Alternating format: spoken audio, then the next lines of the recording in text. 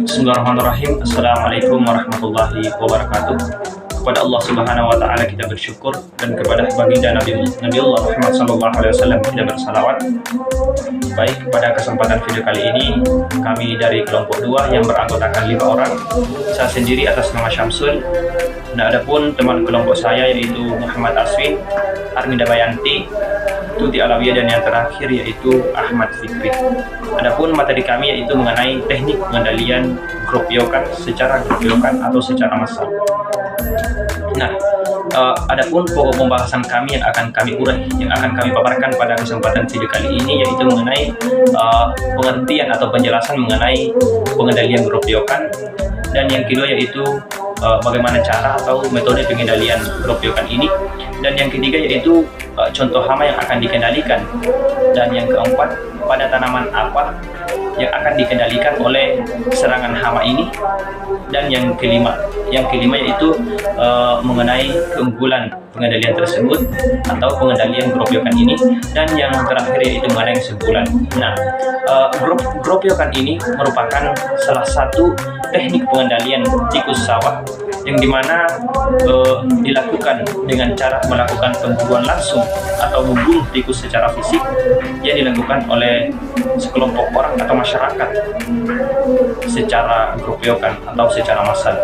Namun untuk penjelasan mengenai cara atau metode pengendalian ini akan dijelaskan oleh Saudari Arminda Bayanti. Kepada Saudari Arminda Bayanti saya serahkan. Terima kasih. Baik, terima kasih. Di sini saya akan menyampaikan materi selanjutnya yaitu metode pengendalian. Salah satu metode grup yokan yang dilakukan yaitu dengan cara menggunakan osol. Merupakan alat perangkap sederhana yang terbuat dari bambu dengan panjang 2 ruas yang dibelah-belah dan dianyam membentuk seperti bubu.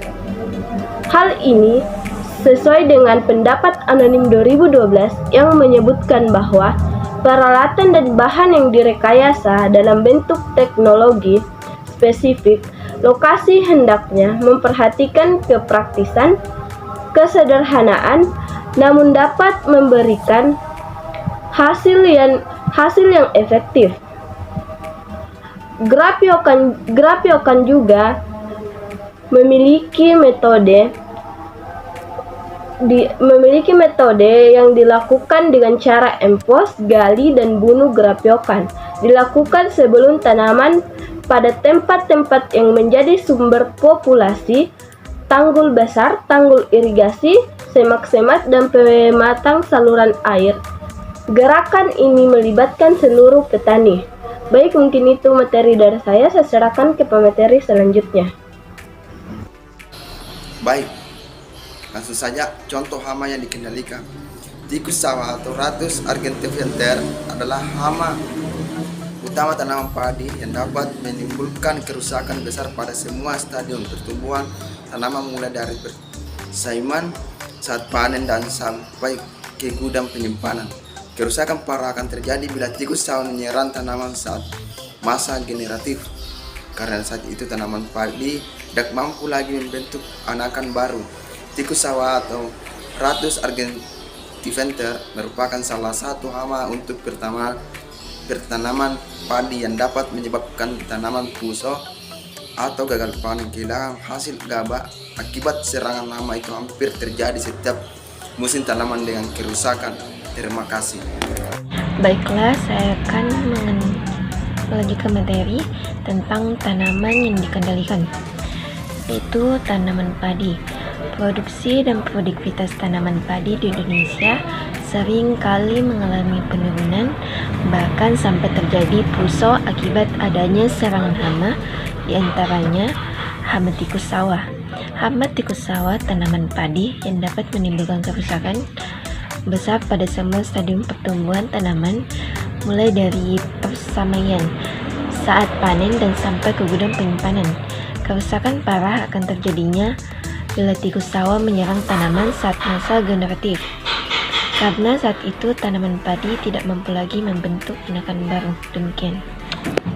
Baik, bismillahirrahmanirrahim. Assalamualaikum warahmatullahi wabarakatuh. Perkenalkan, nama saya Muhammad Aswin dengan NIM A 012 1040. Nah, saya adalah sebagai materi terakhir di kelompok ini dan akan melanjut ke materi sebelumnya. Dan materi yang saya akan bawakan dari kali ini yaitu keunggulan pengendalian GoPro-kan dengan menggunakan ozon. Nah, tentunya dalam melakukan pengendalian GoPro-kan menggunakan ozon ini ada kekurangan dan kelebihan. Nah, yang itulah yang nantinya akan saya bahas. Yang pertama itu mengenai kelebihan. Nah, kegiatan GoPro-kan tikus menggunakan ozon selain mudah dan hemat adalah petani secara tidak langsung sudah mengurangi penggunaan rodentesida di kimia yang diyakini bila dipakai secara berlebihan dan terus-menerus akan berdampak pada kerusakan ekologi alami lingkungan.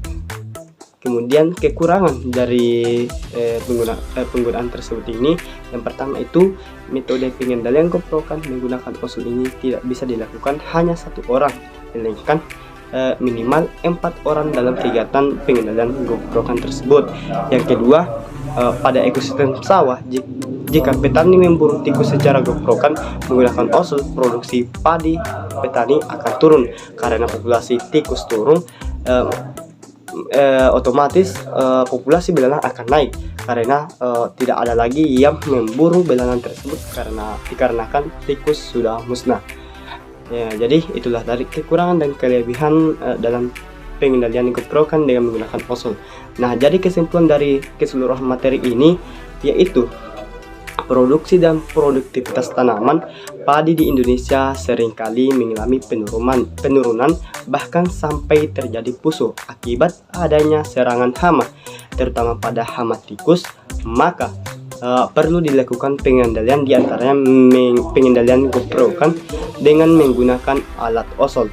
Nah, pengendalian tikus sawah dengan kearifan lokal dapat dilakukan dengan kegiatan GoPro-kan tikus untuk mengendalikan dampak serangan hama tikus, sehingga produktivitas tanaman padi dapat meningkat serta menghindarkan petani maupun masyarakat sekitar persawahan dari tertular penyakit dibawa oleh tikus.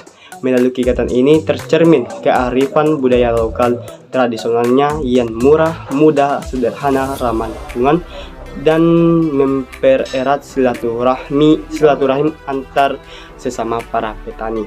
Nah, jadi itulah kesimpulan dari materi kelompok kami.